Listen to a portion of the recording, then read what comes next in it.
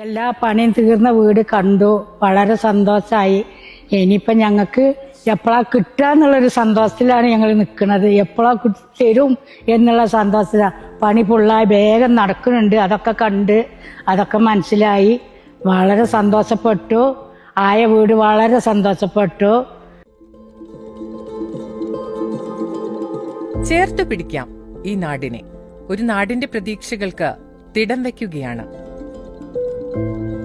മലവെള്ളപ്പാച്ചിലിൽ സർവ്വതും കൈവിട്ടവർക്ക് ജീവിതം ഒന്നുകൂടി സ്വരുക്കൂട്ടിയെടുക്കാൻ സർക്കാരിന്റെ മുൻകൈയിൽ കൽപ്പറ്റയിൽ ഈ മാതൃകാ ടൗൺഷിപ്പ് ഒരുങ്ങുന്നു.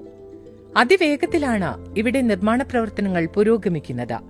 എല്ലാം നഷ്ടമായവരുടെ കണ്ണീരൊപ്പാൻ വിവിധ പദ്ധതികൾ സർക്കാർ നടപ്പിലാക്കി വരുന്നു. എങ്കിലും അടച്ചുറപ്പുള്ള വീടുകളിൽ സമാധാനത്തോടെ ജീവിക്കാൻ അവർക്ക് കഴിയണം.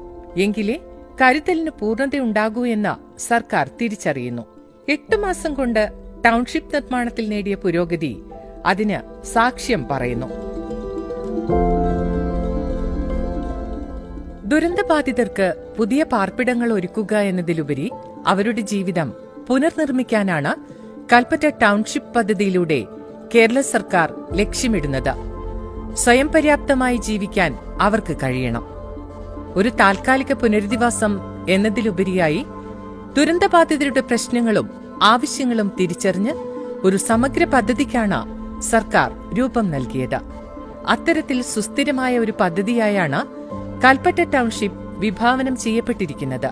കിഫ്ബി, കിഫ്കോൺ, റവന്യൂ, ദുരന്ത നിവാരണ വകുപ്പ്, PWD, ജില്ലാ ഭരണകൂടം, സിയാൽ എന്നിവയുടെ ഏകോപനത്തിലൂടെയാണ് പദ്ധതി നടപ്പാക്കുന്നത്.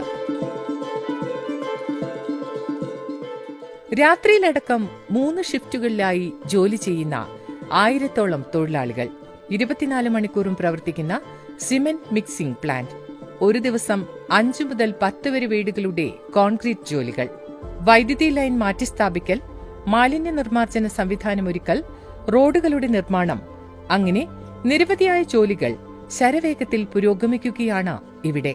ലക്ഷ്യം ഒന്നുമാത്രം: എസ്റ്റേറ്റ് ടൗൺഷിപ്പിൽ ഒരുങ്ങുന്ന എല്ലാ വീടുകളുടെയും നിർമ്മാണം എത്രയും വേഗം പൂർത്തിയാക്കുക. 30ഓളം ഹിറ്റാച്ചികൾ, JCB, ട്രാക്ടറുകൾ, അജാക്സ് എന്നിങ്ങനെ 15 തരം വലിയ യന്ത്രങ്ങളാണ് നിർമ്മാണ ആവശ്യത്തിനായി വിന്യസിച്ചിട്ടുള്ളത്. കൂടാതെ നിർമ്മാണ സാമഗ്രികളുടെ ഗുണനിലവാരം ഉറപ്പുവരുത്താൻ ലാബും ഇവിടെ പ്രവർത്തിക്കുന്നുണ്ട്. വീടും പുരയിടവും നഷ്ടപ്പെട്ട 410ഓളം കുടുംബങ്ങളെയാണ് കൽപ്പറ്റ എൽസ്റ്റൺ എസ്റ്റേറ്റിൽ നിലവിൽ വരുന്ന ടൗൺഷിപ്പിൽ പുനരധിവസിപ്പിക്കുന്നത്. ആരോഗ്യ കേന്ദ്രം, അംഗൻവാടി, മാർക്കറ്റ്, കമ്മ്യൂണിറ്റി ഹാൾ, മറ്റ് പൊതു ഇടങ്ങൾ എന്നിങ്ങനെയുള്ള സൗകര്യങ്ങൾ ടൗൺഷിപ്പിലുണ്ട്. മലയോര ഭൂപ്രകൃതിക്ക് അനുയോജ്യമായ നിർമ്മാണ രീതിയാണ് പിന്തുടരുന്നത്. വിവിധ അടിസ്ഥാന സൗകര്യങ്ങൾ, ഡ്രെയിനേജ് എന്നിവ ഉറപ്പുവരുത്തിക്കൊണ്ടാണ് ഓരോ വീടും രൂപകൽപ്പന ചെയ്തിട്ടുള്ളത്. യുദ്ധകാല അടിസ്ഥാനത്തിലാണ് ടൗൺഷിപ്പ് നിർമ്മാണം പുരോഗമിക്കുന്നത്. ഷിഫ്റ്റ് അടിസ്ഥാനത്തിൽ രാവിലെയും രാത്രിയും നിർമ്മാണ പ്രവർത്തനം നടക്കുന്നു.